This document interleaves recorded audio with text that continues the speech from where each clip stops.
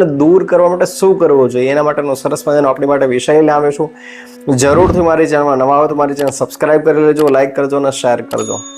जीवननी अंदर गुस्सो बहु ज नुकसानकारक होय छे, पोते पण सळगे अने बीजाने पण सळगावे छे। आपणाने परिवारनी अंदर क्यांक नानी मोटी आपणी इच्छा प्रमाणे काम ना थयुं तो आपणाने गुस्सो आवी जाय।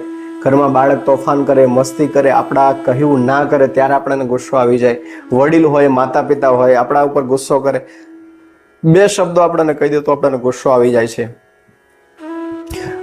बिजनेस करता हो तो बिजनेस में क्या जेटलू ओवरटर्न अथवा जेटलू प्रॉफिट थवुं जोईए एनाथी थोड़ुंक ओछो थाय तो आपने गुस्सो आवे कि आवुं केम थयुं मारी साथे, मारा बिजनेस में केम आवो लॉस छे।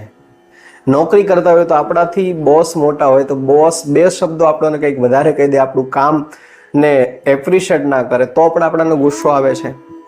कोई नानो व्यक्ति होय એને એપ્રિશિએટ કરે, આપણે ગમે એટલી મહેનત કરતા હોય તે છતાં આપણને એપ્રિશિએટ ના કરે, આપણને પ્રમોશન। ગીતાજીમાં ભગવાને અર્જુનને સ્પષ્ટ કીધું છે, ક્રોધ છે ને એ માણસને ક્યારે આવે છે તો કે જ્યારે એના જીવનની અંદર મોહ પામે છે।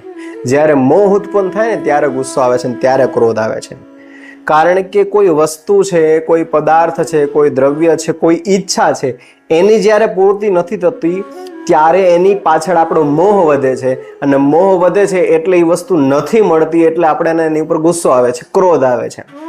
નાનું બાળક હોય, આપણે પાણીનો ગ્લાસ ભરીને લાવવાનું કીધું ને આપણે આપણી પાસે પાણીનો ગ્લાસ ભરીને ના લાવે, વાત સાંભળીને તો આપણને ગુસ્સો આવે। ઘરમાં ધર્મપત્ની હોય, આપણે જમવાનું બનાવવાનું કીધું ને ના બનાવે ત્યારે આપણને ગુસ્સો આવે છે। વડીલ હોય, આપણું કહ્યું ના માને તે છતાં પણ આ જીદ પ્રમાણે આપણાથી વિરુદ્ધમાં જાય ને પછી હેરાન થાય, પછી આપણને ગુસ્સો આવે કે અમે કરવાની ના પાડી તે છતાં તમે શું કામ કરો છો, ત્યારે આપણને ગુસ્સો આવે છે।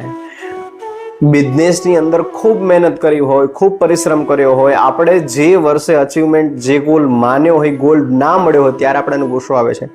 વિદ્યાર્થી ક્ષેત્રની અંદર બાળક ભણતું હોય ને એ પ્રમાણે આવડતું ના હોય અથવા કોઈ વિષયની અંદર વધારે પડતો ખબર ના પડતી હોય ત્યારે એને ક્રોધ આવે, ગુસ્સો આવે છે। આ બધાનું કારણ એક જ છે કે આપણાને જ્યારે જ્યારે જીવનમાં કોઈ વસ્તુ પ્રત્યે અથવા કોઈ ગોલ પ્રત્યે અચીવમેન્ટ કરવાના પ્રયાસ કરીએ અને આપણને અચીવ નથી થતું ત્યારે આપણાને ક્રોધ આવે છે। અને મારીને તમારી માટે ક્રોધ એટલે બહુ જ ખરાબ વસ્તુ છે। ક્રોધના કારણે જ મહાભારત ઉત્પન્ન થઈ, ક્રોધના કારણે જ અર્જુને પોતાના પરિવાર સાથે લડવું પડ્યું, ક્રોધ વિભીષણ રાવણથી દૂર થયો।